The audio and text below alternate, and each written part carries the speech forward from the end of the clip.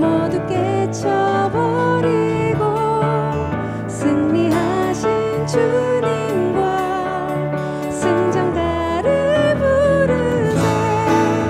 서로 싸운다 싸우고 의의 면류관 받았으리라. 서로 싸운다 싸우고 의의 면류관 예루살렘 성에서 면류관 받으리. 저 요단강 건너 우리 싸움 마치는 날 의의 면류관 예루살렘 성에서 달려갈 길 다 가고 싸움 모두 마친 후 주와 함께 기쁨을 영상을 나누리세. 서로 싸움다 싸우고 의의 면류관 받았으리라.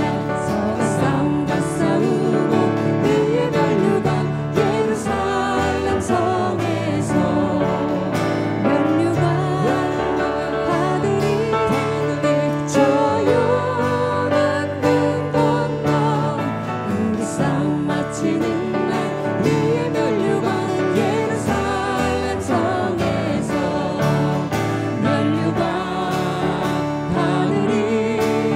저 요단강 건너 우리 싸움 마치는 날 의의 면류관 예루살렘 성에서 예루살렘 성에서.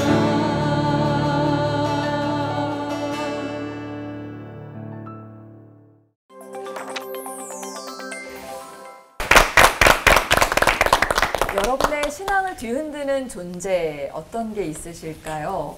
갑작스러운 사건, 사고도 그렇지만 요즘 우리 생활에 깊숙이 파고들고 있는 AI가 참 우리를 혼란스럽게 하는 것 같아요. 전 벌써 머리도 아프고 지금 뭐 요즘 그 신앙 자체도 지키기 힘든데 요즘 뭐 딥페이크 기술까지 생겨가지고 아이들뿐만 아니라 저도 흔들려요. 왜요? 왜 흔들려요? 이게 뭐가 진짜고 뭐가 가짜고 너무 막 이런 게 많으니까. 너튜브에 이창훈 씨 네. 노래 부르시는 그런 거 딥페이크예요 혹시? 그러니까 이게 내가 부르는 건지 AI가 부르는 건지 모르는 게 많답니다. 진짜 같은데? 모르겠다. 그러니까 이 AI를 어른들이 만들어 놓고 애들은 그게 뭐 나쁜 건지 뭐 분간도 못하고 막 이용하는 네. 그런 게 문제인 것 같아요. 네. 그래서 오늘 올포원에 AI 전문가를 모셨습니다. 재밌다. 딥페이크 문제로 국회 토론회도 참석하셨던 분이세요. 바른 AI 연구센터 김명지 교수님, 어서 오세요. 교수님, 아니 정말 궁금한 게 많은데 어디 물어볼 데가 없었는데 오늘 좀 제대로 물어봤으면 좋겠는데 AI가 대체 뭔데 이렇게 우리 삶을 흔들어 놓고 있는 걸까요? 네, 뭐 인공지능이라는 단어에서 나오지만 우리 지능이 할 수 있는 것들을 기계를 통해서 대신 구현한 거거든요. 그래서 처음에는 이제 우리의 지능을 도와주는 역할을 하는데 나중에는 우리의 지능을 대체하는 역할까지 할 수 있고요. 이전에는 이제 그런 AI가 어떤 걸 판단하고 예측하고 결정하는 데 많이 쓰였는데 이제 최근 한 2, 3년 전부터 이제 챗GPT 많이 들어보셨죠? 이제 얘가 이제 글씨도 쓰고 그림도 그리고 음악도 만들고 영상도 만들고 그래서 보통 이제 주로 생성형이라는 표현을 합니다. 생성형 AI가 나오는데 이제 중요한 거는 이 AI가 그냥 만들어진 게 아니라 인간이 만들어 놓은 지금까지 모든 것들을 얘가 학습을 하는 거예요. 그래서 그 학습하는 내용들을 토대로 해서 활동하기 때문에 그 학습한 내용 중에서 혹시 사람들이 가지고 있는 편견과 차별 이게 들어있으면 인공지능도 사람을 차별합니다. 네, 그리고 그 안에 이제 사생활 정보가 들어있으면 이 사람의 사생활 정보를 저런 다른 쪽에 가서 또 누출하게 되는 경우도 있고 또 이제 뭐 해킹이라든지 이런 것도 똑같이 벌어질 수 있어서 이런 부분들은 이제 긍정적인 측면도 있지만 이제 우리가 정신을 차리지 않고 그냥 방치하게 되면 상당히 많은 피해를 또 당할 수도 있습니다. 이 나쁜 AI는 당연히 막아야겠지만 좋은 AI는 또 거부하기 어렵잖아요. 이 AI가 인류에게 축복인지 재앙인지 목사님들의 의견도 짧게 조금 듣고 싶습니다. 축복인가요? 재앙인가요? 그거는 AI에 달려 있는 게 아니고 그걸 쓰는 사람한테 달려 있는 것 같습니다. 오늘 아마 그런 우리의 이야기들이 좀 나눠지지 않을까 싶습니다. 네.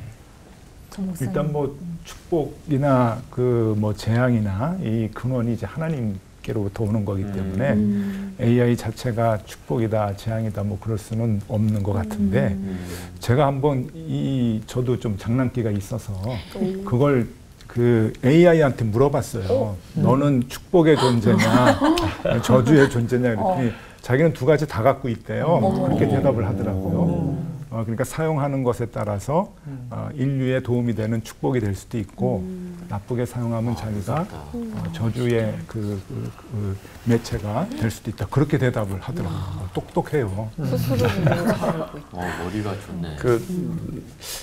누구에게는 아마 축복이라고 생각할 만하기도 하고 누구에게는 재앙이 될 수도 있는데 개인적으로는 저는 재앙이 가깝다 이런 생각이 듭니다. 왜냐하면 받아들일 준비가 안 됐는데 이게 좋은 것일지라도 준비가 안 됐는데 주어진 게 어쩌면 재앙이 될 수도 있다고 생각을 해요. 아무리 보물이라도 준비 안 됐을 때 제가 전에 한번 우리 스마트폰 처음 개발되고 났을 때 그때 이제 열차를 탔어요. 그때 이제 열차에서 예약하는 시스템이 있는데 젊은이들은 다 앉아 있는데 노인들은 다 서 있었어요. 그게 지금은 좀 많이 바뀌었지만 그러면서 이 스마트폰에서 그 열차표를 끊는 게 굉장히 편한 일이었지만 이것 때문에 굉장히 힘들어하는 사람들이 생겼구나라는 걸 느껴서 저는 이제 AI를 받아들일 준비가 아직 안 돼 있어갖고 저한테는 재앙이 될 가능성이 참 농후하다 이렇게 생각합니다. 네. 축복인지 재앙인지 모르겠지만 더 이상 거부할 수 없는 흐름으로 휩쓸려 가고 있는 건 맞는 것 같습니다. 그래서 AI는 하나님 나라에 포함이 되는 건지 어떤 건지 설교에서 좀 알아봤으면 좋겠습니다. 오늘 1부에서는 김종희 목사님 설교와 그리고 김명주 교수님의 강연으로 시작하겠습니다. 박수로 모셔볼게요.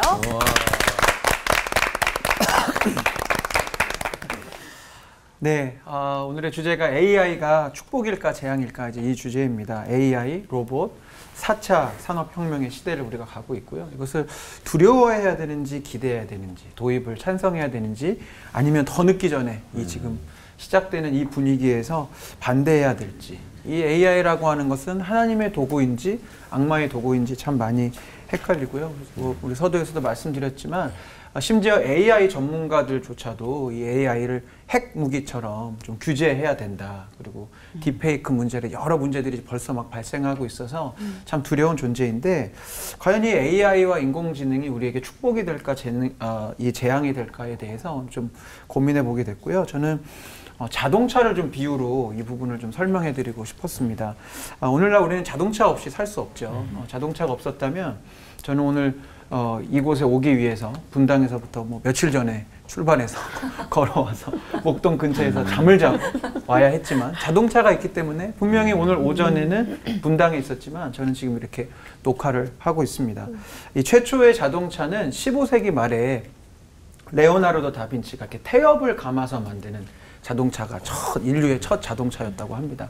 물론 태엽 열심히 감아서 10분밖에는 갈 수 없어서 실용성은 없었지만 그 당시 많은 사람들이 지치지도 않고 통제할 수도 있고 냄새도 나지 않는 마차를 꿈꿨었대요. 근데 이 꿈이 점점 발전이 돼서 18세기 산업혁명을 지나 19세기 말에 드디어 실용적으로 쓸 수 있는 자동차라고 하는 것이 이제 인류에게 도입되기 시작했는데 이 산업혁명의 근원은 어디죠?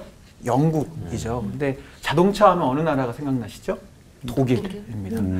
분명히 산업혁명은 영국에서 시작되고 당시에 모든 근대 기술과 문명과 특별히 운송수단, 뭐 증기기관차라든지 증기선이라든지 많은 부분에 있어서 영국이 앞서갔음에도 불구하고 왜 자동차만큼은 독일이 앞서 나갈 수 있었을까? 자료를 좀 찾아보니까 영국이 자동차에 대해서 굉장히 배타적인 문화를 가지고 있었다고 합니다.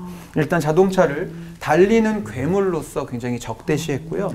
특별히 마차 업계가 극렬히 반대를 했대요. 당시에 이 자동차가 마차보다도 2배 빠르고 마차보다 2배 더 많은 사람을 실을 수 있었고 그런데 전체적인 비용은 마차보다 2배 더 쌌기 때문에 이대로 가만히 두면 이제 마차, 이 마부들이 자기 일자리와 모든 것을 잃어버릴 것이 명백했기 때문에 극렬히 반대했고 영국 정부는 그때 마차 업계에 손을 들어주게 된 거죠. 그래서 각종 규제를 이 자동차 산업에 이렇게 투입하기 시작했는데 일단 통행료는 마차에 비해서 10배를 물렸고요. 그리고 자동차가 분명히 빨랐음에도 불구하고 마차보다는 절대 빠르면 안 되게 속도 규정을 해놓고 적기조례라고 아주 유명한 그런 규제의 나쁜 예가 된 상황이 있었는데 말과 마차가 나타나면 이 신호수들이 항상 나타나서 빨간 깃발을 들었대요. 그러면 자동차는 어디에 있든지 다 멈춰야 됐습니다. 말과 마차가 우선으로 지나갈 수 있도록 무려 이 적기 조례를 31년 동안이나 영국은 유지를 했으니 그 사이에 영국의 자동차 산업은 망하게 되었고 여러 기술자들이 뭐 미국이나 이제 독일이나 이런 나라로 가게 되고 독일은 그 당시 그 모든 기술들을 잘 받아들여서 본격적으로 자동차를 만드는 나라가 된 거죠. 여전히 자동차는 달리는 괴물입니다. 그죠? 오늘날 많은 사망 사고의 이유가 자동차이기도 하고 뭐 급발진 문제, 뭐 전기 자동차 배터리 문제 여러 가지 위협의 요소가 있지만 그렇다고 해서 오늘 우리가 자동차를 거부하거나 자동차의 속도를 뭐 어마어마하게 이렇게 제한하지 않죠. 제가 지난달에 볼리비아 선교를 다녀왔는데요. 이 자동차, 사륜 구동 찝차가 없었다면 그 볼리비아 깊은 오지로 들어가지 못했을 거예요. 분명히 자동차라고 하는 도구는 위험성을 가지고 있고 사람을 죽일 수도 있는 물건이지만 선하게 사용되었을 때 하나님 나라에 쓰임받는 도구인 것을 좀 보게 됩니다. 물론 AI를 이렇게 자동차처럼 낙관할 수는 없겠지만 저는 이미 AI라는 이 기술이 우리 세상에 들어와 있고 이따 우리 한참 나누겠지만 뭐 독거 노인들 어르신분들이 집에 왔을 때 그런 AI 챗봇하고 대화하시면서 의외로 그런 외로움이나 우울감을 많이 달랜다고도 하시고요. 말씀 주셨던 그 챗 GPT라고 하는 그런 생성형 AI를 통해서 뭐 글쓰기에 도움을 받는다든지 이미지를 만들고 음악을 만들고 또 이렇게 텍스트만 집어넣으면 영상까지 만들어주는 시대가 됐기 때문에 홀로 사역하시는 개척교회 목사님들에게는 아주 좋은 도구가 될 수 있습니다. 저는 이 AI 기술과 장비를 그 자체로 뭐 이것이 악하다 아니면 이것이 축복이다라고 말하는 것은 옳지 않다고 봅니다. 스마트폰은 악한가요? 악할 수 있지만 선하게 사용하면 또 잘 쓸 수 있죠. 또 컴퓨터는 사탄의 도구일 수도 있지만 또 좋은 일을 위해서 하나님의 도구가 될 수도 있습니다. 저는 창세기 1장 28절에서 주님이 우리 인간에게 주신 명령을 우리는 집중해야 된다고 봅니다. 하나님이 그들에게 복을 주시며 하나님이 그들에게 이르시되 생육하고 번성하여 땅에 충만하라. 땅을 정복하라. 바다의 물고기와 하늘의 새와 땅에 움직이는 모든 생물을 다스리라 하시니라. 이 생물을 좀 우리가 확장해서 보자면 인간이 만들어낸 모든 피조물도 마찬가지라고 생각이 듭니다. 하나님의 마음을 품고 하나님의 형상대로 하나님의 뜻과 목적에 따라 다스리며 사용하는 사람이 있을 것이고요. 악하게 세상 욕망을 위해서 이 도구를 쓰거나 반대로 또 이 도구의 지배를 받아서 중독되어서 사용된다면 그 도구는 악한 도구가 되겠지요. 또 이 AI에 대한 어떤 두려움이 있냐면 이 AI와 로봇이 혹시 인간을 다스리면 어떡하지? 우리를 이렇게 멸망시키면 어떡하지라는 그런 이제 두려움이 있는데 저는 말씀을 준비하면서 우리가 두려워할 필요가 없다는 것을 성경 안에서 발견하게 되었습니다. 로마서 8장 38절과 39절 말씀입니다. 내가 확신하노니 사망이나 생명이나 천사들이나 권세자들이나 현재일이나 장래일이나 능력이나 높음이나 깊음이나 다른 어떤 피조물이라도 우리를 우리 주 그리스도 예수 안에 있는 하나님의 사랑에서 끊을 수 없느니라. 아멘. 제가 오늘 이 짧은 메시지의 제목을 AI도 피조물이다라고 잡았어요. AI가 아무리 발전되고 뭐 인간의 지능보다 뛰어난 일을 한다 할지라도 AI는 절대로 하나님이 될 수 없습니다. AI는 그저 그래봐야 피조물에 불과하지요. 이 피조물은 하나님을 이길 수 없고 우리를 향한 하나님의 사랑에서 결코 우리를 끊어낼 수 없습니다. 그래서 우리는 두려움 때문에 고민하고 두려움 때문에 선택하는 사람들이 되는 것이 아니라 하나님을 믿는 믿음 안에서 또 그분의 사랑과 지혜 안에서 주어진 이 도구를 잘 사용할 수 있는 하나님의 백성들이 되어야 한다고 생각합니다. 오늘 그 이야기를 여러 주제들로 잘 나눠봤으면 좋겠습니다. 기도하겠습니다.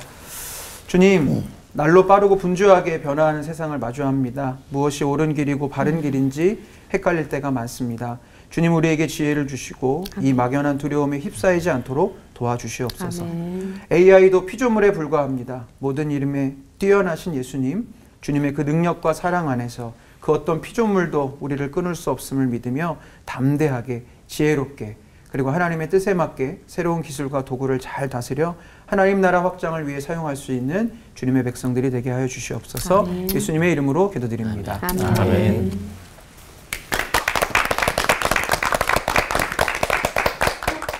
네, 앞에 우리 김 목사님 설교 들으면서 제가 많이 이렇게 감동이 있었습니다. 네, 그 요즘 AI가 하는 걸 이렇게 가만히 보고 있으면 좀 신기한 게 대단히 많아요. 특히 이제 이 드라마, 영화에 AI가 많이 쓰이면서 예를 들어서 이제 살인 장난감 이런 데 보면 손석구 씨가 나오는데 손석구 씨의 어린 시절을 이제 AI를 통해서 만들었고요. 그다음에 카지노 안에 보면은 이제 최민식 씨 나오죠. 이제 그분도 30년 전의 모습을 뭐 특수분장이나 이런 걸 쓰지 않고 AI를 통해서 바로 했습니다. 그리고 이제 우리가 잘 아는 윤여정 씨가 어느 그 보험사의 광고에 나오는데 본인하고 본인의 그 아가씨 때의 모습을 이렇게 서로 이렇게 마주보고 보는 장면이 나오는데 이것도 역시 AI로 구현했고요. 이제 이렇게 드라마나 영화 같은 데 쓰이기도 하지만 이제 좀 약간 더 혁신적이게 이제 죽은 사람을 살려냅니다. 이른바 이제 죽음을 흔드는 손이라고 저는 표현을 했는데 보통 사람이 죽으면 이제 그 사람에 관해서는 뭐 형사사건도 다 케이지가 다 이제 종료가 되잖아요. 그 정도까지 죽음은 모두 그걸 다 끝낸다라고 생각을 했는데 이제 사람이 죽어도 그 사람이 살아있는 동안에 많은 데이터들이나 이런 영상, 음성들을 남기기 때문에 AI가 그걸 이제 학습을 해서 다시 사람을 살려냅니다. 그래서 이전에 보면 이제 거북이라는 3인조 가수가 있었는데 혼성 가수가 있었는데 거기 임성훈 씨라고 계세요. 약간 퉁퉁하신 분. 이분이 2008년에 이제 심장마비로 돌아가셨는데 딱 12년 후에 엠넷이라는 채널에서 이분을 이렇게 부활시켰습니다. 부활시켜서 원래 이제 그 당시까지 활동하고 있었던 양쪽에 이제 지금비라는 여성 가수랑 같이 다시 완전체를 만들어서 공연을 이제 실시간 공연을 했는데 그때 불렀던 노래가 본인이 죽기 전에 불렀던 노래가 아니에요. 2020년인데 본인이 죽고 나서 12년 후죠. 그 JTBC의 이태원 클래스의 주제곡을 부르셨어요. 그러니까 이건 무슨 이야기냐면 가수를 다시 디지털로 부활시켰는데 자기가 한 번도 부르지 않은 새로운 노래를 부른 거죠. 이건 어떤 걸 의미하느냐면 다시 가수가 된 거예요. 그래서 저는 그 부분을 이제 소위 말해서 디지털 부활에 의한 이제 재고용이라고 표현을 하는데 쉽게 표현하면 이런 거죠. 이제 앞으로 사람들은 살아있는 사람들은 죽은 사람이랑 경쟁하는 시대가 열린다. 뭐 이렇게 볼 수가 있는 거죠. 이런 부분들은 최근에 그 에일리언 로블루스 안에 보면은 이안 홈이라고 해서 2년 전에 죽었던 배우를 그 영화에 이렇게 다시 등장시켰던 게 있기 때문에 이런 부분들은 점점 보편화될 수가 있습니다. 그래서 이 AI를 보면 참 신기하다는 생각을 이제 가지게 되는데 이 AI를 잠깐 지금 이제 구분을 해보면 원래 AI는 학습을 해서 미래 어떤 일이 벌어질지 그다음에 이쪽으로 갈지 저쪽으로 갈지 자율주행 자동차처럼 결정하거나 뭐 판단하는 데 많이 쓰였는데 이제 최근에 나오는 AI는 이제 지금처럼 영상을 만들기도 하고 음악을 만들기도 하고 생성형이라고 합니다. 근데 이 생성형이 잘못 쓰이다 보니까 최근에 우리나라가 아주 굉장한 혼란에 빠졌죠. 특히 그 아동 청소년들이 이걸 활용을 해서 음란물을 만들어서 퍼뜨리고 전국적인 이제 큰 뭐 국가적 재앙이다 어떤 국회의원분들은 그렇게 표현을 하셨어요. 이 아이들이 볼 때는 너무 신기한 도구인 거예요. 아이들한테 물어봤더니 그냥 사진 한 장을 주고 그 사람 얼굴에 누드가 나오는데 그 사람의 누드가 아니라고 생각을 하는 거죠. 그리고 재미로 알아서 이렇게 퍼나르기도 하고 뭐 그런 작업을 했다고 그래요. 당사자는 굉장히 큰 심각한 이제 충격에 빠집니다. 그래서 이게 법적으로는 이제 불법에 해당되는데 아이들은 그걸 이제 장난으로 알았고요. 그래서 불이 나게 국회에서 모여서 빨리 입법을 강화하자. 그래서 보통 이제 국회에 보시면 여야 바라보시고 뭐 거의 대부분 고성을 지르시고 하는데 그날은 섞어 앉으셔서 제 강의 이렇게 들었습니다. 그만큼 이제 심각했다라는 표현을 갖게 되는데 이게 이제 양면성이 있습니다. 보통 일반적인 기술은 양면성이 있어서 이렇게 선기능 그 순기능이라는 게 있고요. 그다음에 역기능과 부작용이라는 게 있는데 디지털도 똑같습니다. 지금 보시면 디지털 기술이 나와서 우리가 굉장히 많이 편해졌고 새로운 직업도 나왔고 어떤 사람들은 새로운 수익을 창출할 수 있는 기회를 얻었고요. 심지어 우리가 지금 가지고 있는 건강 상태도 디지털의 도움을 받아가지고 상당히 많이 좋아지고 있는 거죠. 이제 그런 면에서는 분명한 순기능들이 있습니다. AI도 마찬가지고요. 그런데 이제 역기능도 마찬가지 존재합니다. 그래서 이전에는 이제 AI 전에는 보통 인터넷, 뭐 일반적인 디지털 그래서 인터넷도 역기능들이 있어서 인터넷 윤리 이런 이야기 나왔고 인터넷과 관련된 법 이런 게 나왔었습니다. 그래서 이제 이 대목에 있어서 제가 떠올랐던 이제 성경 말씀은 고린전서 10장 23절입니다. 모든 것이 가하나 모든 것이 유익한 것이 아니요 모든 것이 가하나 모든 것이 덕을 세우는 것이 아니다. 그러니까 AI로 모든 걸 다 할 수 있지만 우리가 이걸 선별을 해야 되는 거죠. 선별을 하지 않으면 그 기술이 아무리 좋아도 부작용이 더 크게 되는데 문제는 이제 누가 선별할 거고 누가 기준을 말해줄 거냐 하는 거예요. 많은 사람들이 지금까지 AI 윤리, AI 규제 이야기를 했지만 저는 그런 생각을 합니다. 이 땅에 존재하는 모든 생명이 있어서 그 기료, 진료, 생명 대신 주님을 섬기고 있는 크리스천들 이 사람들이 사실은 가장 정확한 기준을 말할 수 있는 거고 또 이 세상에서 빛과 소금의 역할을 하라고 미션을 받았기 때문에 그 역할의 하나로서도 역시 AI에 대해서 뭔가 적극적인 의견을 개진하고 세상 사람들 가운데서 모든 게 가능하지만 이거는 가능한 게 아니다라는 말을 할 수 있어야 된다라는 생각을 합니다. 결국은 AI는 이 시대를 살아가는 우리 크리스천들의 청지기 직분의 중요한 대상이다. 이걸 방치하면 하나님이 우리를 부르신 거에 대해서 우리가 임무를 무시하거나 아니면 거부하는 형태가 될 수 있다 하는 생각을 하게 됩니다. 기도하겠습니다. 모든 걸 아시고 또 모든 것을 다스리신 아버지 하나님, 지금 AI가 바꾸고 있는 세상 하나님이 너무나 잘 알고 계십니다. AI 때문에 어떤 일들이 앞으로 벌어질 것인지도 역시 하나님께서 잘 아심을 저희들이 고백합니다.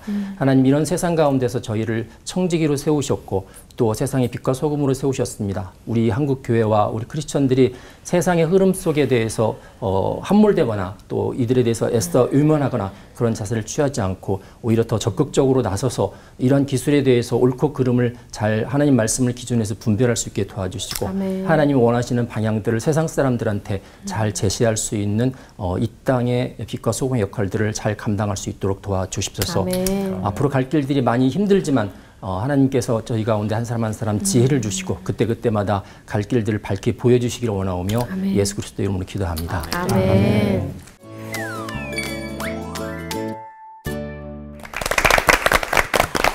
설교와 강연을 들으면서 정신이 번쩍 나는 게 제가 좀 기계치거든요. 그래서 AI가 좀 무섭다고만 생각했는데 이거 모르면 진짜 안 되겠네라는 생각이 들면서 우리가 하나님의 청지기 역할을 하려면 제대로 좀 알아야 되겠다라는 생각이 좀 들었어요. 저도 좀 뜨끔했어요. 네. 사실은 제가 최근에 그 여행사에서 그 항공권을 이렇게 취소하려고 챗봇한테 얘기하라고 해서 막 답답해갖고 결국은 그냥 취소 갔어요? 예, 취소 못하고 그냥 가야 되는 상황에 대해서 인공지능 아직 멀었네 막 이래 생각했는데 이게 그런 게 아니네요. 그렇게 얘기할 게 아니고 확실히 궁금했던 게 교수님 이제 강의 들으면서 요즘 이슈가 되고 있는 대표적인 AI 기술들이 우리가 모르는 게 되게 많이 있겠다 싶더라고요. 혹시 뭐 좀 설명해 주실 수 있는 게 있으신가요? 그 청년들의 경우는 이제 취업을 해야 되잖아요. 네. 그러니까 지난 코로나 3년 동안에 이제 대면 면접이 안 되니까 비대면으로 이제 면접을 했거든요. 근데 좀 돈이 있는 회사들은 이제 줌을 사용한 면접을 하지 않고 AI 면접관을 사용을 했어요. 우리나라 기업이 한 700개, 대기업을 포함해 700개 기업에서 AI 면접관을 사용해서 그 붙고 떨어지는 거를 이제 AI가 결정을 하는 거지, 사실은 기초 데이터를. 그 사람하고 면접하는 과정 가운데서 감정을 읽어내고 저 사람이 지금 거짓말하는지 아니면 자신감이 없는지 이런 것들을 말하고 말하는 내용 중에서 우리 회사가 원하는 인재사항에 관한 키워드가 어떻게 들어있는지 이걸 이제 찾아주는 거죠. 그러니까 청년들한테 AI는 현실적인 문제고요. 그리고 이제 내년쯤 되면은 자율주행 자동차가 우리나라도 이제 등급 4등급, 그러니까 보통 1, 2, 3, 4, 5인데 1, 2, 3까지는 사람이 최종적으로 책임을 져야 돼요. 그런데 이제 4, 5는 사람이 뒷좌석에 앉아도 됩니다. 근데 그 4를 기아하고 현대가 내년에 출시하겠다. 그렇게 이야기를 했기 때문에 이제 그렇게 되면 AI가 몰아주는 자동차를 타는 시대가 올 것 같고 아마 시내 곳곳에 가신 바닥에 자율주행 자동차가 다닐 길이라고 이렇게 이미 다 구역을 정해놓은 데를 보셨을 거예요. 네, 그래서 이제 대중교통도 그렇게 돌아다닐 수가 있고 이제 가장 충격적이라고 할 수 있고 뭐 대표적으로 이제 모든 사람들이 알게 된 게 챗GPT죠. 다른 AI는 뭐 운전이라든지 면접 그거 관련된 사람들만 아는데 챗GPT는 인간이 지금까지 쌓아놓은 모든 지식들 내가 다 학습을 했고 그러니까 분야와 상관없이 다 학습을 했고 뭐 음악부터 시작해서 뭐 스포츠, 문학 뭐 다 했고요. 그리고 말로 다 하니까 말만 할 줄 알면 얘랑 대화를 할 수가 있는 거죠. 그런 면에서는 가장 많은 사용자들을 확보했고 가장 빠르게 확대가 돼서 지금의 AI 붐에 가장 큰 공헌을 한 거는 챗GPT다. 그렇게 볼 수가 있습니다. 목사님들은 어떻게 좀 써보셨어요? 저는 뭐 우리 아까 전 목사님 말씀하신 대로 기차를 타려면 이제 서서 표를 사야 되는 그러한 이제 세대가 됐습니다. 그래서 저는 뭐 설교 준비할 때 검색하는 정도 시간을 줄여주는 그 정도로밖에는 이제 사용을 못 하는데 이미 교회에서는 젊은 세대들이 많이 사용을 합니다. 영상하고 음향 담당하는 친구들은 교회의 모든 것들을 다 AI를 쓰는데 예를 들어서 우리 전교인 수련회를 했는데 수련회 주제가를 AI가 작곡을 해서 이제 교인들에게 이제 들려주고 그 다음에 이제 무슨 프로그램을 하면 이제 어디 단기 선교를 갔다 왔다 그러면은 영상으로 교인들한테 보여주는데 나레이터가 AI예요. 그런 식으로 이제 이미 하고 있습니다. 네. 이제 부장님 자리 이제 그러니까요. 위험해졌어요. 예.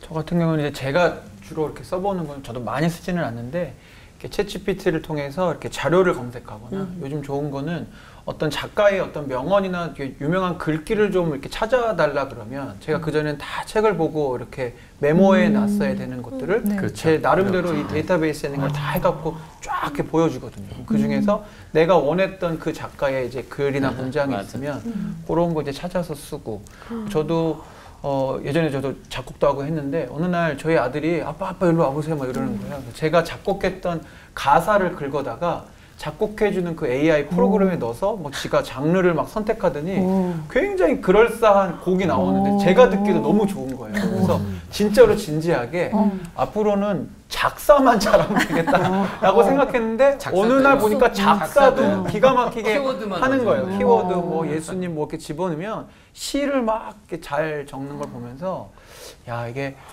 활용도 잘해야 되겠지만 제 정신 못 차리면 완전히 이제 그냥 지겠구나. 우리 인간이 만들어내는 창작에 있어서는 그럴 수 있겠구나 생각이 들어서 네, 뭐 아까 저기 설교는 우리 좀 두려워하지 말자고 얘기했지만 사실 두려워요. 그리고 실제로 미국에서 지금 설교를 AI가 설교하는 걸 듣는 교회도 있어요. 맞아요. 그래서 저는 항상 핸드폰을 제 발 아래 두고 합니다. 너는 내 아래 있다. AI에 항상. 그래서 제가 챗 GPT에 궁금한 걸 한번 검색을 해봤습니다. 궁금한 것이 무엇이냐 바로 김명주 교수님 어떤 분이신지 한번 이렇게 검색을 해봤더니 컴퓨터 공학 박사이시고 수도권에 최초로 정보보호학과를 신설하셨고 인공지능 윤리 가이드라인을 개발하셨다. 이렇게 몇 초도 안 돼서 그냥 다 이렇게 나오는데 그래서 교수님께 AI는 왜 연구를 하시게 되었고 그다음에 또 국회까지 가서 이렇게 어떻게 또 이제 발언을 하시게 되었는지 궁금합니다. 사실은 정보보호학과를 세우게 된 이유가 이전에 이제 검찰청에서 컴퓨터 범죄 수사를 할 때 제가 이제 박사학위 맞다고 이제 수사하는 걸 도와줬어요. 도와줬는데 그 모든 범죄나 이런 것들이 IT 부작용인 거예요. 해킹이라든지 이런 것들. 그러니까 저는 이제 IT를 전공을 했는데 이 부작용들은 또 다른 몫으로 이렇게 가니까 이건 이제 결자 해지라고 우리들이 나서서 윤리 운동을 좀 해야겠다. 그래서 그 당시에 이제 인터넷 윤리 쪽 운동을 시작을 했고요. 인터넷 윤리 학회를 만들었습니다. 그래서 학회장도 하고 이제 대중적인 운동들을 쭉 했는데 이제 AI 쪽 하게 된 거는 인터넷 윤리 학회장을 하고 있는데 이제 한 8년 전쯤 됐을 것 같아요. TV에서 이어령 박사님이 나오셔서 이분은 이제 좀 석학이고 예지적인 능력이 강하시잖아요. 앞으로 AI 시대가 되면 AI 윤리하는 사람들이 많이 필요할 거다라는 이야기를 제가 들은 게 아니고 제 아내가 듣고 당신이 인터넷 윤리하는데 AI 윤리도 같이 했으면 좋겠다라는 말을 듣고 제가 무시했었죠. 그 당시는. 지금도 바빠 죽겠는데 인터넷 윤리도 워낙 많은데 여자의 말은 자다가도 들어야 돼요. 네, 맞습니다. 그런데 한 일주일이 안 됐을 때 이제 어떤 사건이 벌어졌냐면 알파고 사건이 벌어졌어요. 그러면서 이제 우리나라에서 정부가 빨리 우리도 AI를 준비해야겠다. 그런데 AI 기술만 준비하지 않고 윤리도 같이 준비해서 윤리를 준비하는 팀을 만들어야겠다. 그런데 이제 여기 위원장을 뽑아야 되잖아요. 당시에는 아무도 AI 윤리한 사람들이 우리나라에 없었기 때문에 가장 가까운 게 뭐냐 그랬더니 인터넷 윤리인 거예요. 인터넷 윤리 학회장을 불러라. 이게 저였거든요. 이제 그래서 그 자리에 가게 됐고, 그래서 제가 이렇게 놓고 이제 기도하다가 생각하기는 제가 원해서 간 길이 아니고 이제 사인들이 몇 번 있었던 거죠. 사인들이 몇 번 있었고 하나님 부르셨고 이제 그래서 그 뒤에 한 3년 연구해서 2018년에 우리나라 최초로 AI 윤리 가이드라인을 만들었던 건이죠. 그런 이제 그 뒤로부터 계속 AI 윤리 쪽을 하고 저는 이제 특히 보안 쪽을 했기 때문에 AI 보안, AI 윤리 이런 쪽을 많이 해봤습니다. 네. 그런 문제들이 많았었는지 사실 저희는 잘 모르고 있었거든요. 네. 그런데 이제 특히 기독교인들이 네.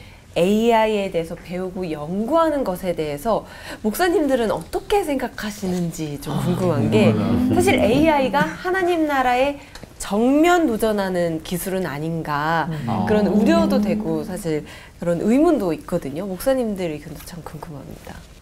역사적으로도 좀 배울 게 있다고 생각을 해요. 이게 자꾸 역사 속에서 이제 반복이 된다고 보는데, 아미시 공동체라고 있습니다. 그 미국의 펜실베니아 주변에서 집단으로 이제 생활을 하는 기독교 종교 공동체인데 문명을 거부하는 분들이에요. 마차 타고 다니고 직접 농사를 짓고 전기 쓰지 않고 이제 그러는데 그런 이제 이 인류 역사의 한 단계 이제 문명의 발달이 있을 때 거기에 대한 거부감을 갖는 거죠. 이건 신앙적인 것이 아니다. 그러고서 자기네 신앙을 이제 고수하고 생활을 하고 집단 생활을 하지만 다른 이제 교회나 신앙인들은 문명을 받아들이고 쭉 생활을 해왔거든요.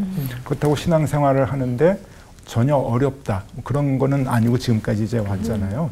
물론 그분들의 신앙을 저는 이제 존중을 합니다. 자기네들의 그 신앙 고백이기 때문에. 그러나 이 문명의 발달, 그때의 뭐 전기의 개발이라든지 자동차의 뭐 개발이라든지 이런 것들, 그다음에 그 뒤에 컴퓨터가 나오고 또 이제 바코드 같은 게 나올 때 여기에 대해서도 이제 문제가 참 많았잖아요. 바코드가 뭐 사탄의 뭐 표시다 그러기도 하고 그러는데 그래서 거부하고 그러나 그것을 받아들이고 생활하는 분들이 신앙생활을 잘 못했다, 신앙생활이 안 된다 그러지 않았잖아요. 그래서 이것도 그런 그 역사의 반복의 한 꼭지점이 아닌가 생각이 들고 우리가 그 제대로 지혜롭게 잘 사용하는 게 관건이지 그것을 거부하고 그것을 죄악시하고 하는 것은 조금 그 많은 문제가 있지 않겠나 하는 생각을 합니다. 그러니까 잘 사용을 하자. 그 주장입니다. 전에 아미시 제가 여러 번 갔었는데 요즘은 차도 타고 전기도 쓰면서 조금 변했습니다. 많이 변한 거 아니에요? 네, 많이 변하게 됐어. 안 되겠다. 전기도 있고. 이게 이제 선교적인 측면에서 볼 때 AI를 교회가 알 필요가 있는 이유가 보통 이제 타문화 선교에 가게 되면 그 나라 언어와 문화를 배우잖아요. 왜냐하면 접합점을 찾기 위해서 배우는 건데 교회가 이런 세상의 흐름에 대해서 만약에 등한시하거나 무시하게 되면 세상 사람들이 교회 올 생각을 하지 않거든요. 교회가 청합동이 되는 거기 때문에 그런 면에서는 세상 사람들하고 같이 어울리고 그들이 뭘 하고 있는지를 알아야 되는 거고요.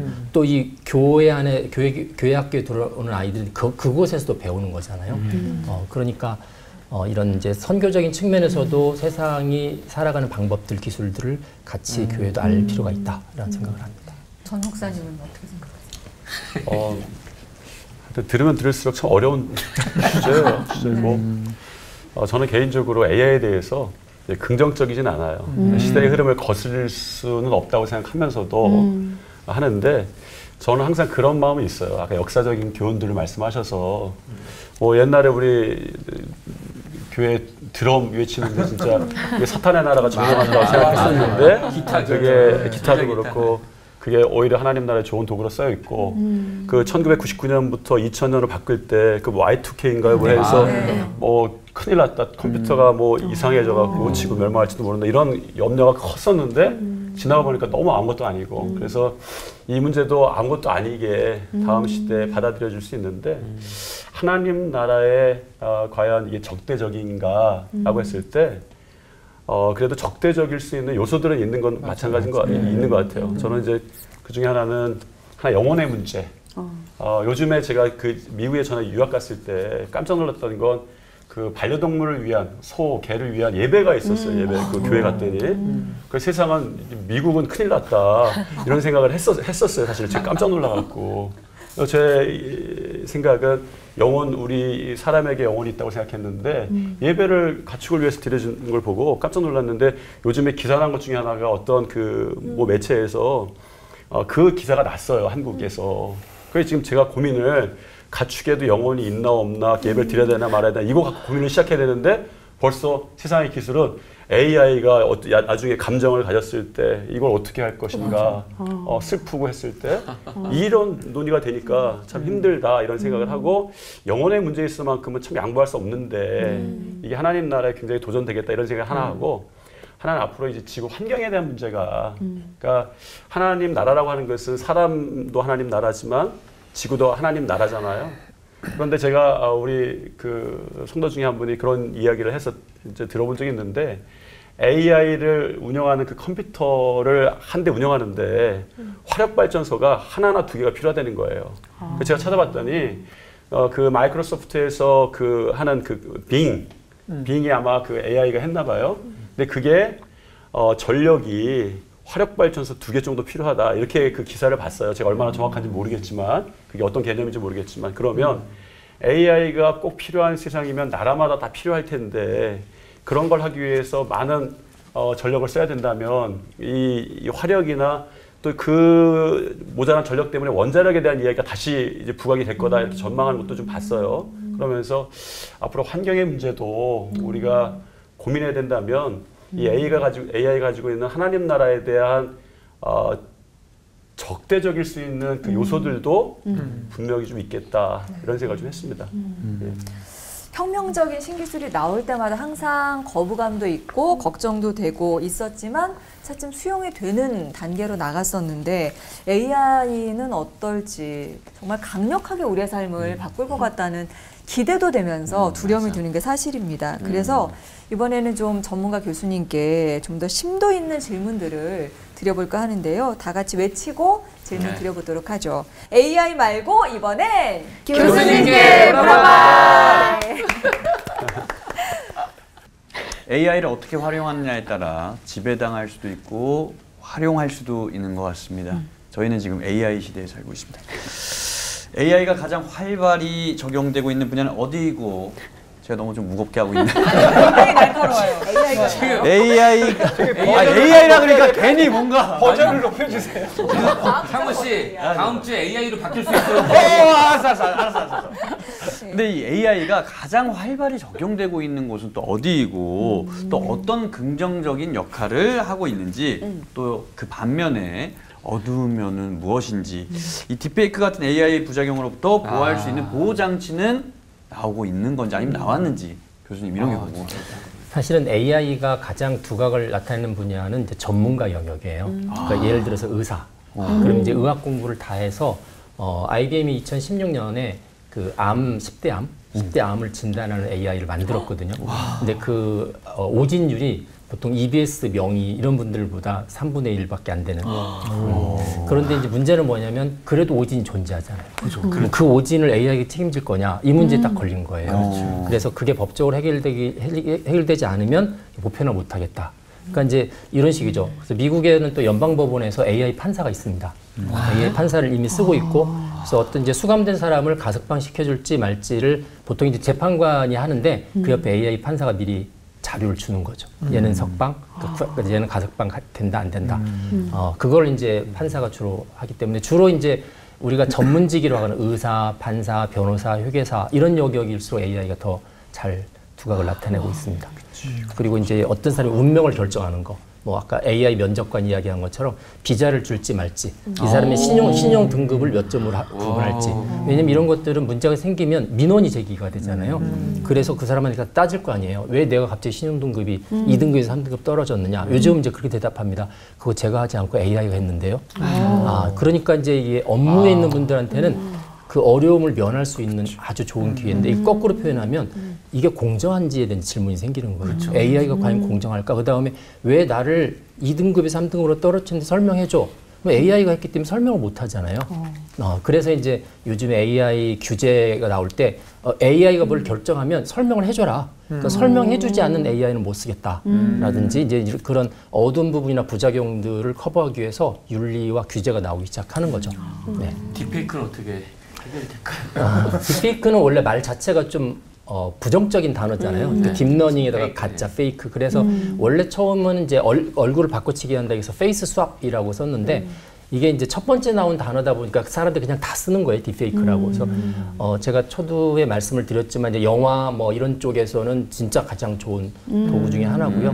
뭐 새로운 산업들도 많이 나올 수 있는데 문제는 뭐냐면 얘가 어떤 걸 가지고 와서 변형시키는데 당사자를 허락을 안 받는 거예요. 예를 들어서 이제 곡을 작곡해 주는데 저작권. 다른 사람들의 곡들을 다 가지고 왔어요. 학습을 해서 쫙 써주는데 보니까 비슷한 것도 나오거든요. 그럼 이제 저작권 침해 문제가 생겨서 지금 현재 챗GPT가 저작권 소송에 걸려 있습니다. 네, 걸려 있고 뭐 미술도 그렇고 마찬가지죠. 그래서 이 생성형 AI가 나왔을 때 사람들이 창의성, 야 이거마저 AI가 다 하면 우리는 뭘 먹고 살지? 라고 생각하는데 저는 별로 걱정하지 않는 게 AI는 인간들이 만들어 놓은 모든 이제 지적재산물 내가 학습을 했지만 얘를 이제 합성해서 보여주는 거예요. 이제 가장 좋은 방면 합성해서 보여주기 때문에 이 합성해서 보여주는 거는 제가 그런 표현을 하는데 평균 이상의 것을 보여줘요. 평균 이상의 것. 그러니까 평균 이하로 일하는 사람들한테는 위협이 되기 시작하는 거죠. 위협이 되는데 그나마 그 영역에서 잘하는 사람들한테는 얘만큼 좋은 보조도구가 없는 거예요. 네, 그걸 가지다가 쓰면. 이제 그래서 결국은 이제 새로운 시대가 되면 그런 AI를 활용해서 전반적으로 이렇게 끌어올리는 거죠. 모든 영역에서 기본적으로 올라가는 거여서 이전에는 타이프라이터, 타자기를 썼지만 그 뒤에 이제 워드 프로세싱을 썼었잖아요. 이제 그런 것처럼 이제 AI를 옆에 두고 창작하시는 분들도 AI한테 시켜서 자기가 취사 선택도 할 수 있는 거고 작가도 마찬가지고 이제 그렇게 바뀌는 거죠. 저는 이 AI 이렇게 얘기 나누면서 제일 궁금한 게 과연 AI는 인간 이해 쓰는가? 인간을 공격하는가? 이런 시대가 올 수도 있나요? 지배할 수 있느냐? 네. 그렇죠. SF 영화에 나오는 것처럼 그렇죠. 그거를 가장 많이 고민하셨던 분이 누구냐면 스티븐 호킹 박사세요. 그분이 원래 이제 천체 물리학자신데 이분이 돌아가시 몇 년 동안에 AI에 심취를 하셨어요. 그래서 2016년에 돌아가실 때 이제 BBC하고 인터뷰할 때 그런 이야기를 했습니다. AI가 인류의 마지막 기술일 수 있다. 네, 그러니까 그 이야기는 이제 인간의 마지막 이제 더 이상의 기술이 나오지 않는 상태로 인류는 멸망할 수 있다. 뭐 이런 이제 의미가 되는데 그분이 생각한 거는 이제 이런 거죠. 소위 말해서 지금까지 존재한 모든 기술을 인간이 통제할 수 있었어요. 뭐 저거 위험하다고 야 쓰지 말자. 이랬는데 이제 AI는 이제 자율성 있죠. 얘가 아주 똑똑하면서 스스로 움직이거든요. 그리고 스스로 보호할 수 있는 능력들이 존재해요. 이제 그렇게 되면은 뭐 우리가 쉽게 표현해서 제 플러그 뽑아. 근데 플러그를 못 뽑습니다. 앞으로는 그러니까 스스로 본인의 파워 이런 것들을 이제 사물 인터넷을 통해서 이제 보호한 상황이 벌어지기 때문에 이제 그래서 지능이 점점 좋아져서 결국은 80억 인구의 IQ를 합한 것보다 더 높아지는 그 상태를 보통 이제 슈퍼 인공지능이라고 이야기하고요. 그거를 이제 학문적으로 이제 특이점이라고 이야기하는데 그 레이 커즈웨일이라신 분이 그 특이점이 오는 연도를 2045년 이렇게 잡았고 2045년에 잡았는데 최근에 AI 돌아가는 모양을 보니까 45년이 아니라 한 40년? 35년쯤 되면 될 것 같다. 뭐 이렇게 예측을 하기도 합니다. 네, 근데 이건 대세는 아니고 이제 주로 어차피 기술은 계속 발전하잖아요. 발전한다고 그럴 때 결국은 인간의 지능을 추월하는 순간이 올 텐데 그게 언제냐? 그게 생각만큼 빨리 올 거냐 아니냐? 그 논쟁만 남아 있는 거죠. 이미 이미 걔네들은 네. 뛰어넘었는데 네. 그 아닌 척을 하고 있는 거예요. 너무 무서워요. 무슨 일이야? 얘기를 들으면 들을수록 처음에 궁금하고 호기심이었는데 굉장히 두려움이 맞아요. 엄습하는 것 같습니다. AI가 하나님 나라에 포함이 되는 건가라는 궁금증도 들었는데 그걸 뭐 AI한테 물어볼 것도 아니고 우리가 정말 물어볼 분은 한 분이시구나라는 생각밖에 안 드는 것 같아요. 그러니까요. 우리 하나님은 이 AI의 발전과 AI 발전을 통해서 변화될 이 미래 사회를 다 알고 계시잖아요. 그렇죠. 근데 그런데도 불구하고 왜 우리에게 그 AI를 허락하셨는지 궁금하고요. 그리고 또 한 가지 요즘에 AI로 CCM 찬양들도 막 나오기 시작하거든요. 근데 과연 이 찬양을 하나님이 받으실지 그것도 너무 궁금합니다. 진짜 궁금하다 이거. 어렵다. 저는 이 AI가 뭐 축복이기 때문에 하나님이 뭐 허락하셨다라는 틀로 보기보다 뭐 사실은 에덴 동산 때부터 하나님은 우리가 범죄할 수 있는 자유까지 열어두셨잖아요. 그러니까 계속 같은 맥락의 말씀인데 이 AI는 도구이기 때문에 악해질 수도 있고 선해질 수도 있는 것 같아요. 그래서 그렇게 위험한 걸로 치면 사실 칼이 만들어질 때도 막으셨어야 됐고 뭐 총이나 뭐 핵무기 다 그러네. 하나님이 막으셔야 했지만 우리에게 맡겨주신 자유 또 청직이 된 크리스천들의 역할들을 생각하시기 때문에 이런 연을 허락해 주신 것 같고 뭐 칼이든 총이든 핵이든 잘 쓰면 참 좋은데 잘못 쓰기가 또 경우가 많고 물론 계속 대화를 나눴지만 하지만 AI는 교묘하게 굉장히 위험한 도구인데 어린 아이들의 손에까지 쥐어질 수 있는 거라 그래서 더 좀 경계를 많이 해야 될 것 같아요. 그렇지만 그래서 저는 더 크리스천들이 이런 부분에 대해서 연구도 하고 준비도 하고 또 우리의 선한 무기를 만들 수 있도록 준비해야 되는 게 저도 이번에 찾아보니까 주요 2단들이 벌써 이 2단의 내용이 들어간 챗봇을 다 만들고 있다고 하더라고요. 왜냐하면 상담해 주잖아요. 그리고 지금 교수님 말씀해 주셨지만 지금 뭐 챗GPT도 있지만 이미 데이터가 있는 거를 바탕으로 판단해서 얘기를 하는데 누가 얘네 뭐 이런 것들은 2단의 이야기입니다라는 걸 안 넣어주면 그냥 이런 내용들이 다 그냥 기독교 관련 지식으로 되어 있어서 정확하지 않은 정보가 나왔어요. 지금 물론 우리가 분별할 수 있는 사람들이 많아서 이건 틀렸다라고 이야기해 줄 수 있지만 이런 깨어있는 사람이 점점 없어지거나 우리가 이런 건강한 내용을 담은 AI나 이런 것들을 개발하지 않으면 그런 걸 양쪽으로 묻히게 되겠죠. 그래서 네, 준비를 해야 될 것 같아요. 위험한 부분. 네. 제가 질문 들으면서 하나님께서 왜 허락하셨나, 뭐 이렇게 AI로 부른 시스템 어떤가 이런 질문은 사실 인공지능이 나왔기 때문에 새로 생긴 질문은 아니겠다 이런 생각이 들었어요. 왜냐하면 제가 그 질문 들으면서 생각했던 거 옛날에 제가 들었던 질문 목사님 왜 가룟 유다가 배신할 거 알면서 가룟 유다를 제자로 받아들이셨어요? 이 질문하고 좀 비슷하다 이런 생각이 좀 들었어요. 이거는 우리 목사님께서 말씀하신 것과 좀 비슷할 텐데 주님의 이제 뜻이 있을 테고 뭐 CCM이 아니더라도 저도 지금 그런 고민이죠. CCM이라 설교가 인공지능이 한 설교를 우리가 어떻게 받아들일 것인가, 은혜를 받을 것인가 말 것인가, 받은 은혜 어떻게 할 것인가 이런 고민이 있을 텐데 이런 질문은 제가 옛날에도 했던 것 같아요. 제가 그분이 훌륭한 목사님 되셨는데 한 교회에서 같이 이제 사역하던 사역을 하시는 분인데 찬양 사역을 하셨어요. 찬양 사역을 저녁 때 아주 집회를 하시고 나서 성도들이 다 은혜를 받으셨어요. 돌아가는 길에 교회에서 한 2km 정도 떨어졌을 때부터 창문을 딱 열어놓으시고 담배를 딱 피시면서 나 오늘 어땠어? 이런데 저한테 충격이 오더라고요. 왜냐하면 그게 담배를 피우고 이런 것이 잘못된 게 아니라 제 생각에 어떤 생각이 들었냐면 찬양을 기술로 좀 하신 것 같다라는 생각을 했어요. 그냥 어떤 그 성령의 인도하심이 아니라 제 생각엔 기술로도 사람들을 감동시킬 수가 있겠구나. 그런데 제 질문은 그런 거였어요. 그렇게 기술로 감동받은 은혜가 진짜 은혜인가 가짜 은혜인가 이런 고민이 제 전도사 때 좀 들었었어요. 그건 제가 판단할 건 아니죠. 왜냐하면 성도들은 그걸 통해서 진심으로 은혜받은 성도들이 있다고 믿으니까. 근데 이거 우리가 판단할 건 아니지만 우리 삶 속에서 계속 초대교회 이후에 하나님과의 나와 관계에 있어서 이렇게 질문하는 것들이 있었어요. 사실은 그런데 우리의 그 노력이나 우리의 생각과는 다르게 하나님께서 주신 은혜들이 있었거든요. 예를 들면 뭐 초대교회 도나투스 논쟁 같은 경우 이런 논쟁들은 뭐냐면 이랬는데 정말 하나님의 뜻이 있습니까? 뭐 묻던 질문이었었어요. 이렇게 예수님을 배교했는데도 그 사람들이 줬던 세례가 유효합니까? 뭐 이런 논쟁도 있었어요. 어거스틴 같은 경우에 그것도 가능하다라고 하면서 그 논쟁을 이렇게 종료시켰거든요. 그래서 이 질문은 우리가 해결할 수 있는 대답은 아니지만 항상 묻고 가면 항상 나와 하나님과의 관계를 좀 지키는 질문이 될 수 있겠다라는 생각이 좀 듭니다. 네. 교수님은 어떻게? 네. 사실 이 질문은 저도 오래전부터 해왔는데 제가 전공이 컴퓨터다 보니까 하나님 컴퓨터를 아십니까? 아실까? 내 논문 분야를 아실까? 뭐 그랬던 고민을 많이 했습니다. 근데 결국 답은 하나님 아신다는 거였고요. 가장 중요한 게 인간을 하나님의 형상으로 만드셨잖아요.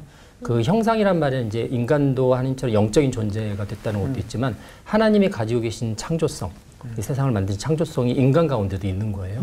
그래서 그냥 인간들이 뭔가를 자꾸 새로운 걸 만들어내는 거는 하나님을 닮았기 때문에 그래서 자연스럽게 나온 현상이고요. 그거를 하나님이 큰 섭리 가운데서 허락하시거나 내지는 인도하시거나 그렇게 쓰셨을 거라고 생각을 합니다. 다만 이제 인공지능은 아까 뭐 모든 기술 가운데서 마지막 기술이다라고 하는 것들은 꼭 종말을 따져서가 아니라 뭐 다 모든 기술 가운데서 이 모든 기술이 다 머리에서 나왔잖아요. 이거를 이제 대신하는 기술이니까 그런 면에서도 마지막 기술일 수도 있는데 그래서 이제 크리스천들이 더 조심해서 봐야 되고 그 안에서 하나님이 이제 특별히 크리스천들을 쓰실 수도 있다는 생각을 하고 있고요. 아까 제가 문화 이야기를 드렸는데 세상이 그렇게 인공지능을 쓰고 변화한다면 그 가운데서 뭔가 역할을 해낼 수 있는 사람들이 크리스천 안에서 나와야 된다라는 생각을 합니다. 마지막으로 프랑스에서 초창기에 원자력 발전소를 세울 때 그 마지막 사고가 났을 때 마지막까지 원자력 발전소를 운영할 수 있는 사람들이 필요하거든요. 그 사람들은 사실 피폭돼서 죽는 사람들이에요. 그 사람들을 다 신부들을 골랐습니다. 신부들을 원자력 전공을 시켜서 그래서 이제 거기 배치를 이제 순교를 생각을 했던 거죠. 물론 이제 기술이 발달돼서 그 정도까지 안 됐는데 AI를 저는 보면서 그런 생각을 해요. 한편으로는 우려하시는 바가 있잖아요. 분명히 이렇게 뭐라고 말을 못하는데 이 기술은 다른 기술로 뭔가 다른 것 같아. 심지어 기독교에도 적대적일 수도 있을 것 같아. 뭐 이런 생각들을 많이 하시는데 그렇다면 그 가운데서 가장 핵심에서 일하는 사람들을 크리스천으로 세워야 된다라는 생각을 하게 됩니다. 오늘 올포원 정말 특별한 주제를 잡았습니다. AI의 영적인 부분까지도 우리가 함께 좀 공부를 해봤고요. 그리스도인들이 더 잘 알아야겠다는 필요성을 느끼는 그런 시간이었습니다. 오늘 많은 도움이 됐죠? 네. 자, 오늘 여기서 끝이 아니고요. 다음 시간 2부가 또 마련이 돼 있어요. 2부에서는 AI가 교회와 일상에서 실제로 어떻게 쓰이고 있는지 과연 제2의 바벨탑 선악과는 아닌지 피부로 느껴볼 수 있는 시간이 될 겁니다. 네. 2부를 기대하면서 오늘 끝인사 외쳐보도록 하죠. 네. 분별이 필요한 아이, AI도 선하게 바라보며 하나 되는 시간 올보